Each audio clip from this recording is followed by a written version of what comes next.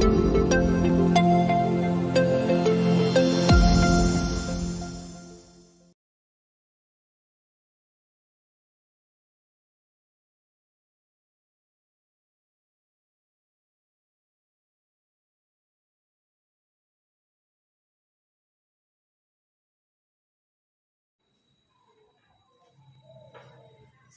Pak. Waalaikumsalam warahmatullahi wabarakatuh. Pak, gimana kabarnya hari ini Pak? Baik, Pak.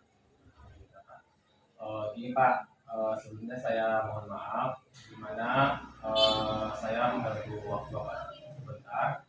Saya ada tugas dari Pendidikan Guru Penggerak Angkatan 11 Kabupaten Pasaman Barat untuk menyelesaikan demonstrasi kontekstual pada poin 3.1 tentang pengambilan keputusan berbasis nilai-nilai kebijakan sebagai pemimpin. Nah, untuk itu saya minta waktu Bapak sebentar, kira-kira nanti Bapak mau membantu saya untuk menyelesaikan tugas ini, Pak. Insyaallah. Oke, Pak, terima kasih. Langsung saja, Pak. Begini, saya ditugaskan untuk mewawancara beberapa sekolah yang berkaitan dengan pengambilan keputusan berbasis nilai kebajikan sebagai pemimpin. Mengingat Bapak sudah lama menjadi kepala sekolah di SMP Negeri 1 Gunung Gulai ini, mungkin sudah banyak tantangan ataupun pengalaman dan yang sering Bapak jumpai mengenai pengambilan keputusan mengenai kepemimpinan ini, Pak. Di mana di sini permasalahan yang berkaitan dengan dilema etika maupun bujukan moral dari pengalaman Bapak selama menjadi kepala sekolah di SMP Negeri 1 Gunung Gulai ini. Mungkin Pak langsung saja saya akan mencoba menyampaikan pertanyaan pertama, yaitu bagaimana Bapak dapat mengidentifikasi kasus-kasus yang merupakan dilema etika atau bujukan moral, Pak? Terima kasih. Sebagai kepala sekolah tentunya dapat melihat kasus yang ada di satuan pendidikan seperti di satuan pendidikan. Kita yang pertama melakukan analisa yang secara jelas matang sehingga nanti dalam keputusan ini tentu kita dapat memprioritaskan mana yang terlibat sehingga nanti tidak ada kesalahan memberikan dampak positif untuk masyarakat. Oke Bapak, kemudian pertanyaan yang kedua, selama Bapak menjabat dari kepala sekolah, bagaimana Bapak menjalankan pengambilan keputusan di sekolah Bapak, terutama untuk kasus-kasus di mana ada dua kepentingan yang sama-sama benar, kemudian sama-sama mengandung nilai kebajikan, Pak? Ya tentunya kita mempelajari yaitu tentang masalah tersebut sehingga nanti tidak ada kesalahan. Tidak saja di antara dua masalah itu sama-sama benar, kita memilih mana yang terbaik sehingga nanti semua dampak positif. Oke Bapak, pertanyaan selanjutnya, langkah-langkah atau prosedur seperti apa yang bisa Bapak lakukan selama ini, Pak? Tentunya kita sebagai kepala sekolah kita mencari tahu masalah-masalah yang terjadi sehingga nanti kita dapat keputusan yang tepat dan juga dalam hal tersebut kita tidak boleh lupa juga melakukan kerjasama yang baik, melakukan diskusi sama dengan yang lain.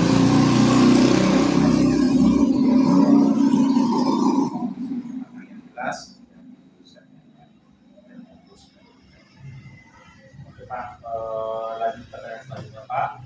Hal apa saja yang selama ini Bapak anggap efektif dalam pengambilan keputusan pada kasus-kasus dilema etika? dalam mengambil keputusan tentunya banyak yang kita lihat yaitu sebagai hal yang terbaik untuk kepala sekolah pendidikan sebenarnya sehingga nanti tentu masalah-masalah itu hanya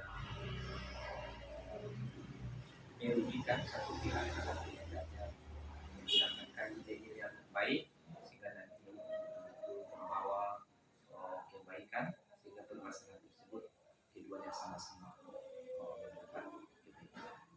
Oke Bapak, selanjutnya hal apa saja yang selama ini merupakan tantangan dalam pengambilan keputusan pada kasus-kasus dilema etika tadi, Pak?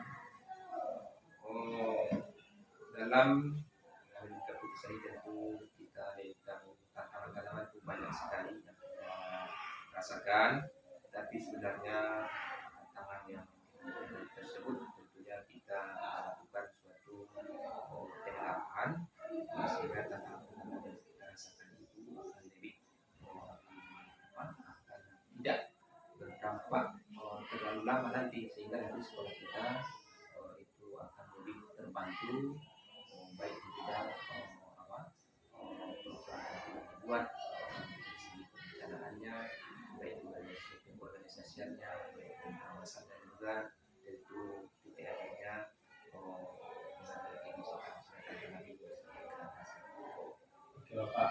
Kemudian pertanyaan selanjutnya Bapak, apakah Bapak memiliki sebuah tata kelola atau jadwal tertentu dalam sebuah penyelesaian kasus genetika?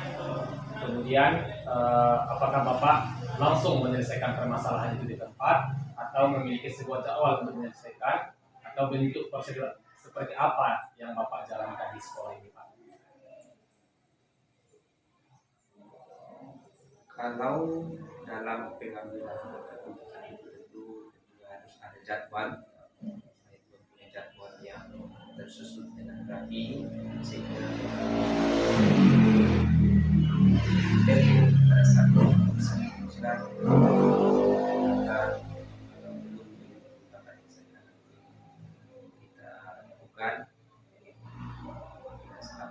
kita dan sosialisasikan kita sehingga keputusan ini dapat direalisasikan bersama dampak yang positif sehingga jelas ketentuan.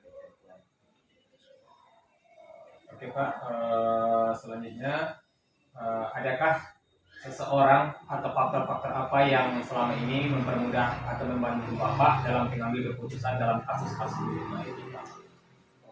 Dalam mengambil keputusan ini tentu kita harus berusaha hanya satu pihak saja, tetapi pertimbangan seperti itu banyak berperan dan sekolahnya instansi terkait dan tentunya seluruh sekolah semua. Oke Pak, mungkin ini pertanyaan terakhir Pak. Dari semua hal yang telah disampaikan tadi, pembelajaran apa yang dapat Bapak petik dalam pengalaman Bapak mengambil keputusan di genetika di sekolah ini Pak? Tentu dalam pengambilan keputusan itu kita harus mampu untuk membawa perubahan-perubahan keputusan yang terbaik, sehingga kita juga tidak boleh lupa untuk selalu meningkatkan komunikasi, kerjasama yang baik, baik organisasi di bidang tupoksi dan juga melakukan suatu evaluasi sehingga nanti dalam kita dapatkan itu harus kita kerjakan ke depannya dengan sesuai dengan prosedur yang telah disepakati. Oke Bapak, mungkin cukup sekian dulu wawancara kita pada pagi hari ini. Terima kasih semua atas jawabannya Pak. Semoga nantinya di sekolah kita ini lebih baik lagi, dan saya doakan Bapak dalam keadaan sehat selalu. Amin. Mungkin sekian dulu Pak hari ini. Assalamualaikum warahmatullahi wabarakatuh. Waalaikumsalam.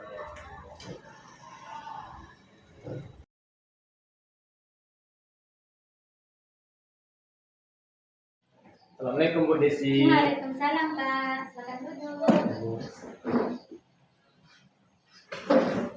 Gimana kabarnya hari ini Bu? Alhamdulillah sehat. Bapak bagaimana kabarnya? Alhamdulillah sehat juga Bu.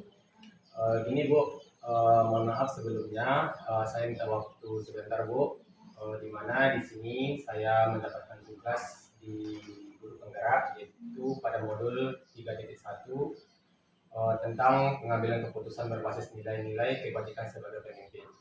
Untuk itu saya minta waktunya sebentar, bertepatan di SDN 17 Gunung Tule ya Bu. Sekiranya Ibu nanti mau membantu saya untuk berbincang-bincang itu Bu. Insyaallah siap. Oke baik Bu, terima kasih Bu. Langsung saja Bu, begini Bu, saya ditugaskan untuk mewawancarai salah satu kepala sekolah, itu bertempat di SD 17 Gunung ini, yang berkaitan dengan pengambilan keputusan berbasis nilai-nilai kebijakan sebagai pemimpin. Mengingat ibu sudah lama bertugas di sekolah ini, mungkin sudah banyak lika-liku yang sudah ibu alami. Tentunya ibu sudah berpengalaman dan sering berjumpa berbagai masalah, baik yang berkaitan dengan dilema etika maupun rujukan moral dari pengalaman ibu menjadi kepala sekolah di sekolah ini. Di sini Bu, saya nantinya ada beberapa pertanyaan yang saya pertanyakan sama Ibu. Salah satunya di sini saya ingin bertanya kepada Ibu, selama ini bagaimana Ibu dapat mengidentifikasi kasus-kasus yang merupakan dilema etika pada dan atau rujukan moral? Ya, baik ya Pak. Dari pertanyaan Bapak tadi, mengidentifikasi kasus-kasus yang merupakan dilema etika ataupun rujukan moral. Nah, tentunya saya melihat dari sisi moral dan hukum dulu ya Pak ya, bahwa kasus dilema etika ini tentunya benar melawan benar, yang merupakan situasi yang sulit, harus dengan pertimbangan yang matang dan menentukan keputusan untuk hal tersebut. Sebab keduanya adalah secara moral, akan tetapi bertentangan.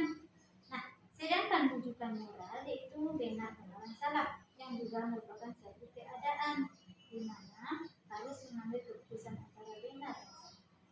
Baik Bu, selanjutnya terkait pernyataannya kedua, yaitu selama ini bagaimana Ibu menjalankan keputusan atau pengambilan,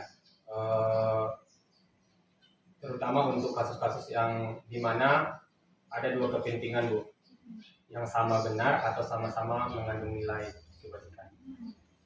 Ya, banyak sekali tadi kasus yang dihadapi, yang ada yang sama-sama benar dan ada juga sama-sama mengandung nilai kebajikan. Nah, di sini saya sebelum mengambil keputusan, terutama dalam kasus dilema etika, saya harus menimbang dan melakukan tahapan seperti pertamanya saya mencari fakta apa yang terjadi sebelumnya, melihat siapa saja yang terlibat dalam kasus tersebut. Setelah itu saya akan menganalisis benar atau salahnya dan membuat berbagai alternatif solusi yang akan kita buatkan agar masalah tersebut dapat teratasi. Juga membuat sebuah keputusan. Nah, dalam sebuah keputusan ini kita selanjutnya merefleksikannya, dan keputusan itu akan menguntungkan banyak pihak tanpa merugikan pihak yang lain. Oke, baik Bu. Kemudian pertanyaan ketiga, langkah-langkah atau prosedur seperti apa yang bisa Ibu lakukan selama ini? Tentunya kita akan mengambil keputusan mempunyai langkah-langkah ya Iya. Pak. Iya, Bu. Nah, langkah-langkah yang akan saya lakukan yang pertama yaitu mengumpulkan dulu berbagai fakta yang terjadi. Nah, setelah itu saya akan meminta informasi dari pihak yang terlibat yang didampingi itu di lingkungan internal atau lingkungan eksternal di sekolah saya sendiri. Nah, setelah saya akan mengambil informasi atau meminta informasi dari pihak-pihak yang terlibat, saya akan menganalisisnya apakah itu benar atau salah dan membuat alternatif solusi dari masalah tersebut. Dan juga saya akan meminta bagaimana perkembangan rekan guru yang ada di sekolah ini. Setelah itu saya membuat keputusan yang terakhir untuk merefleksikan masalah tersebut. Oke, baik Bu. Kita lanjut pertanyaan keempat Bu. Hal-hal apa saja yang selama ini Ibu anggap efektif dalam pengambilan keputusan pada kasus-kasus dilema etika? Dalam kasus dilema etika ini, hal yang baik yang dalam mengambil keputusan khususnya dilema etika yaitu dengan mengkaji siapa saja yang telah terlibat dalam kasusnya dan juga seberapa pentingkah kasus dilema etika tersebut, dan tak kalah pentingnya dalam penentuan pengambilan solusi yang tepat yang akan kita buat dalam permasalahan tersebut dengan tetap mempertimbangkan norma dan aturan. Kita tidak boleh keluar dari aturan-aturan yang telah berlaku, terutama di sekolah SMP ini, yaitu juga dengan mengedepankan kepentingan umum tanpa melihat kepentingan khusus ataupun kita berpihak-pihak terhadap anggota-anggota tertentu. Oke, baik Bu. Selanjutnya, hal-hal apa saja yang selama ini merupakan tantangan yang Ibu rasakan dalam pengambilan keputusan pada kasus-kasus dilema etika? Itulah Pak, dalam kepemimpinan tentu ada tantangan. Tidak semua kepemimpinan itu berjalan dengan lancar, apalagi satu masalah. Nah, tidak dalam sekolah pasti ada masalah baik itu kecil maupun besar. Nah, adapun tantangan yang saya hadapi dalam kasus dilema etika ini itu dalam mengambil keputusan dilema etika. Masalah dalam kasus ini memiliki nilai kebenaran atau kepentingan yang sama, akan tetapi harus ada yang diprioritaskan, harus ada yang diutamakan. Tetapi jangan mengecualikan yang tidak penting tadi. Walaupun ada diprioritaskan, tidak menyakiti pihak yang lain. Nah, selain itu dampaknya juga terhadap orang banyak. Jangan juga merugikan kepada orang lain dan harus mampu menghilangkan rasa ketidakberpihakan. Itu kita harus bersikap adil. Dan salah satunya karena keduanya sama-sama benar. Baik, kemudian apakah Ibu memiliki tata kelola atau jadwal tertentu dalam penyelesaian kasus dilema etika? Kemudian apakah Ibu langsung menyelesaikan di tempat atau memiliki jadwal untuk menyelesaikannya? Kemudian bentuk atau prosedur seperti apa yang Ibu jalankan di sekolah ini, Bu? Ya Pak Abdi, dalam masalah itu pasti kita tidak langsung menyelesaikannya dengan cepat. Kita lihat dulu bagaimana permasalahannya, apakah masalah itu kecil atau berat. Kalau masalah itu kecil, kalau kita bisa mengambil keputusan sendiri, ya langsung kita ambil keputusan sendiri. Tapi kalau keputusan ataupun masalah itu memang berat, seperti yang dilema etika ini harus berdasarkan tahapan dulu ya Pak. Seperti kita harus menganalisis masalah dulu dan juga adanya pertimbangan yang matang sesuai dengan tergantung masalah yang kita hadapi. Nah, seperti yang tadi kalau masalahnya berat, tentunya kita harus segera diputuskan dengan tetap memperhatikan aturan dan prosedur dalam pengambilan keputusan tanpa merugikan pihak tertentu. Oke, baik Bu. Pertanyaan selanjutnya di sini, adakah seseorang atau faktor-faktor apa yang selama ini mempermudah atau membantu Ibu dalam mengambil keputusan dalam kasus-kasus dilema etika ini? Pastinya Pak. Satu keputusan itu tidak boleh kita mengambil sendiri, ataupun kita tidak boleh mengeluarkan pendapat sendiri. Kita harus memiliki kolaborasi, terutama kolaborasi yang antar guru di sekolah ini adanya internal dan eksternal. Dan juga kita bisa melibatkan warga sekolah, juga komite di dalamnya. Karena satu keputusan dari dilema etika dan tadi, kalau memang berat harus kita melibatkan pihak luar juga, sehingga ketika yang kita laksanakan itu masalah itu akan terbuka, tidak menutupi, sehingga warga lain akan nanti melihatnya tanpa sesuai dengan aturan yang kita buat. Tetapi dengan melibatkan pihak guru, wali murid, warga sekolah, sekitarnya, semua komite, nah keputusan ini akan berlaku sesuai aturan yang ada di sekolah. Oke, baik Bu. Mungkin pertanyaan terakhir, dari semua hal yang telah disampaikan, pembelajaran apa yang dapat Ibu petik dari pengalaman Ibu sebagai kepala sekolah dalam mengambil keputusan dilema etika tadi? Ya, Pak. Pengalaman itu memang sangat penting ya Pak. Apalagi seperti ini masalah-masalah yang kita hadapi. Apakah masalah itu dapat kita selesaikan atau tidak? Nah, pengalaman yang berharga bagi saya itu saya menjadi lebih bijaksana dalam mengambil keputusan. Karena dengan menganalisis permasalahan, sehingga keputusan yang akan diambil nantinya sesuai dengan aturan yang berlaku di sekolah kita ini. Bukan karena perlu tenaah terhadap sebuah kasus, itu mempertimbangkannya secara matang, tanpa secara cepat kita mengambil keputusan. Memahami tidak ada yang kalah, ataupun menang, tapi demi kepentingan bersama. Nah, kedua belah pihak ini juga harus bisa menerima, menghargai, dan menghormati, dan melaksanakan keputusan itu dengan rasa bertanggung jawab, tanpa merugikan pihak-pihak tertentu, tapi sama-sama menguntungkan. Oke, baik Bu. Mungkin sudah banyak pertanyaan saya kepada Ibu tadi mengenai dilema etika ini. Semoga kedepannya nanti di sekolah Ibu ini lebih bagus mengambil kepemimpinannya, dan semoga Ibu nantinya dalam keadaan sehat selalu. Mungkin sekian dulu Bu hasil wawancara kita pada siang hari ini. Mungkin saya pamit dulu Bu. Assalamualaikum warahmatullahi wabarakatuh. Waalaikumsalam warahmatullahi wabarakatuh. Sama-sama Kak.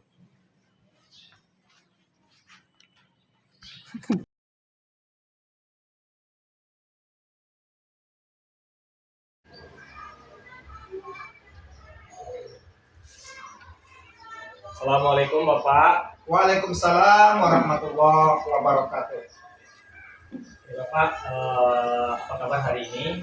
Alhamdulillah, Pak Rizal, saya pagi hari ini dalam keadaan sehat walafiat, sehingga bisa bekerja pada hari ini. Sebelumnya Pak, saya minta maaf, saya mengganggu waktu Bapak sebentar, di mana pada kesempatan ini saya diberikan tugas untuk menyelesaikan demonstrasi kontekstual saya pada pendidikan guru penggerak angkatan 11 Kabupaten Pasaman Barat.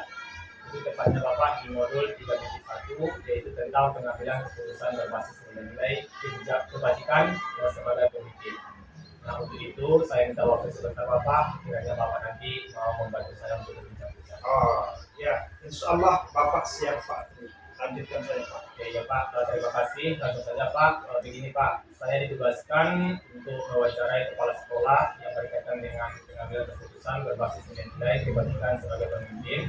Mengingat Bapak sudah lama menjadi kepala sekolah di SD Kos 6 Gunung ini, mungkin sudah banyak tantangan ataupun permasalahan yang Bapak hadapi, baik dia di dilema etika maupun di kehidupan moral. Dari pengalaman Bapak selama ini menjadi kepala sekolah, Bapak, mungkin langsung saja kita pada poin pertama. Bagaimana selama ini Bapak mengidentifikasi kasus-kasus yang merupakan dilema etika atau kehidupan moral? Saya jawab ya Pak Rizal. Terkait dengan istilah dilema etika atau rujukan moral, Bapak kurang familiar dengan istilah tersebut. Namun ketika menghadapi masalah yang bermacam-macam di sekolah kita ini, Bapak selaku kepala sekolah selalu berusaha untuk memahami dulu akar permasalahannya, supaya tidak salah dalam membuat keputusan. Bapak harus bisa mengidentifikasi apakah ini masalah yang bisa diselesaikan secara musyawarah, secara kekeluargaan, atau harus melibatkan dengan secara ranah hukum. Oke Pak, berarti Bapak melihat dulu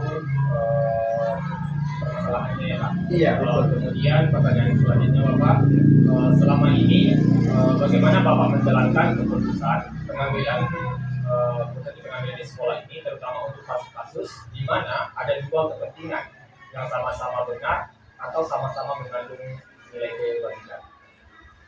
Untuk menjalankan keputusan, jika kepentingan sama-sama benar, maka Bapak akan melihat apakah nilai kebenaran itu untuk pribadi saja atau personal individu atau untuk orang banyak. Misalnya di sekolah kita, apakah untuk kepentingan individu atau semua warga sekolah. Kemudian memiliki dampak bagaimana baik jangka panjang untuk ataupun masa depan sekolah kita ini Pak.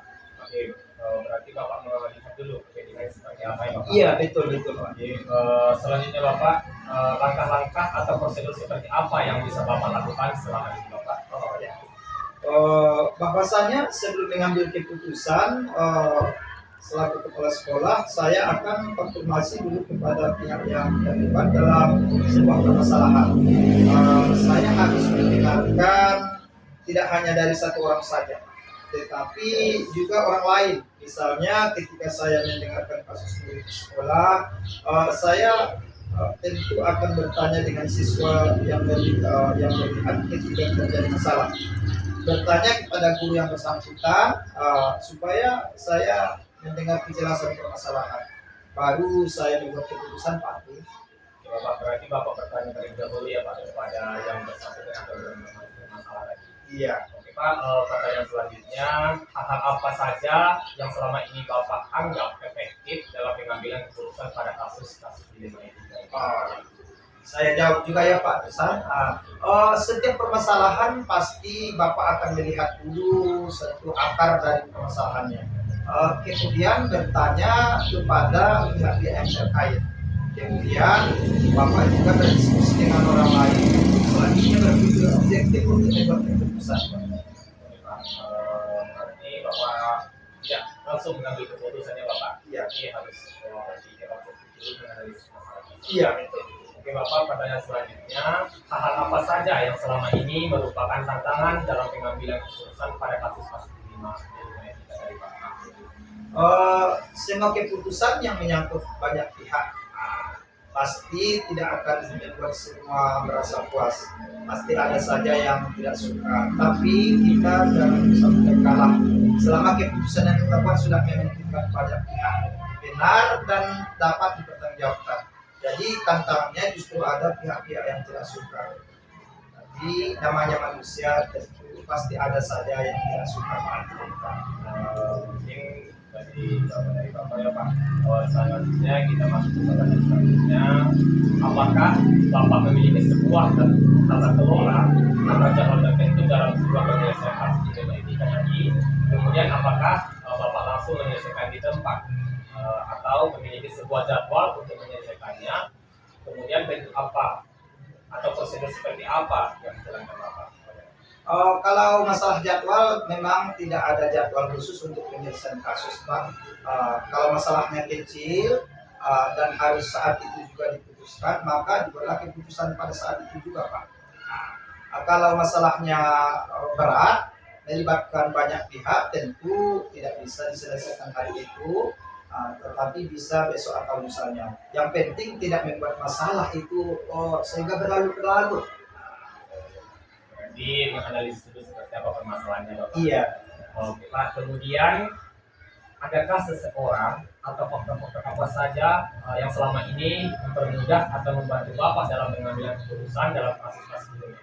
Oh ya. Untuk mengatasi mempermudah saya selaku kepala sekolah, tentu saya harus berdiskusi dengan atasan kita seperti Bapak Kepala Sekolah, Pak Korwil atau dinasnya, kemudian juga melibatkan komite sekolah, juga Bapak Ibu rekan kerja kepala sekolah, tentu juga dengan teman-teman guru yang ada di sekolah kita personel ini. Oke, berarti Bapak tidak mengambil keputusan sendiri, melainkan berdiskusi dulu dengan pihak-pihak yang lainnya Bapak. Iya betul. Oke, mungkin ini pertanyaan terakhir Bapak. Dari semua hal yang telah disampaikan, pembelajaran apa yang dapat Bapak petik dari pengalaman Bapak mengambil keputusan di lingkungan kita? Oh ya. Dalam mengambil sebuah keputusan tidak perlu tergesa-gesa, tidak perlu terburu-buru, harus hati-hati Pak, harus bisa berpikir masalah apa, kemudian baru mengambil keputusan. Tentu kita bisa berkolaborasi dengan pihak lain yang bisa mengatasi permasalahan yang kita hadapi seperti yang saya sampaikan tadi. Oke Bapak, mungkin cukup sekian dulu wawancara kita pada pagi hari ini. Semoga kedepannya kita lebih baik dan kedepannya juga Bapak sebagai pemimpin di sekolah ini lebih baik lagi. Dan saya doakan semoga Bapak sehat selalu. Amin. Mungkin sekian dulu Pak. Jika ada pertanyaan saya yang salah, saya maaf Bapak. Assalamualaikum warahmatullahi wabarakatuh. Waalaikumsalam warahmatullahi wabarakatuh. Ya, terima kasih doanya Pak Atri. Terima kasih.